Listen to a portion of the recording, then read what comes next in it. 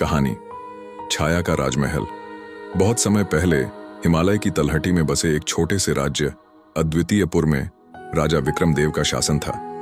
विक्रमदेव एक प्रजाप्रिय, वीर और न्यायप्रिय राजा थे, लेकिन उनके राज्य में एक रहस्य सदियों से छिपा हुआ था। राजमहल के पीछे एक प्राचीन खंडहर, जिसे छाया का राजमहल कहा जाता था। कहते थे, जो भी उस खंडहर में गया वह कभी लौटकर नहीं आया।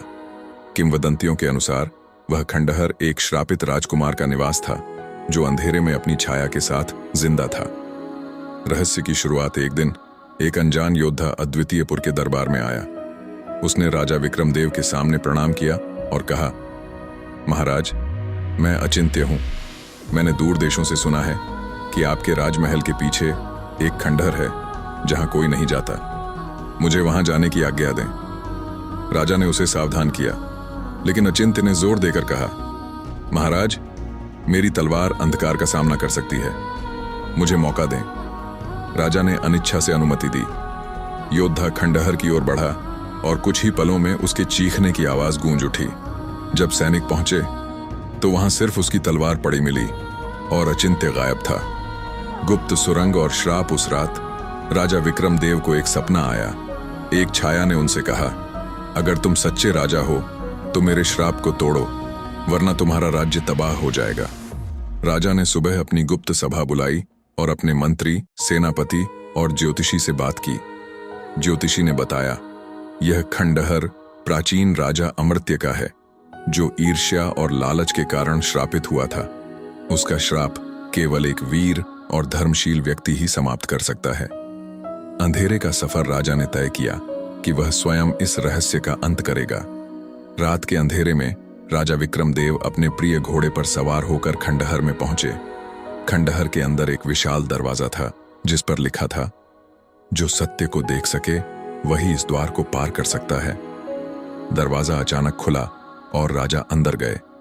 छाया का सामना अंदर एक रहस्यमय आवाज गूंजी, क्यों आए हो विक्रमदेव?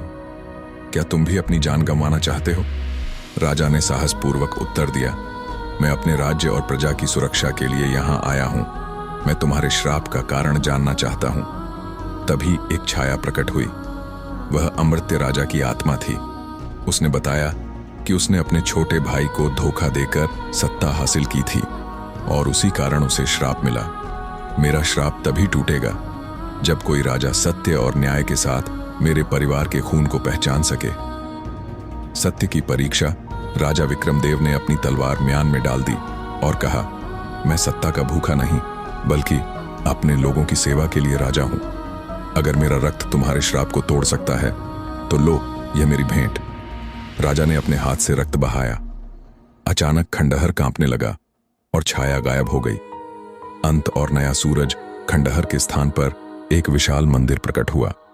श्राप टूट चुका था और राजा अमर्त्य की आत्मा को मुक्ति मिली।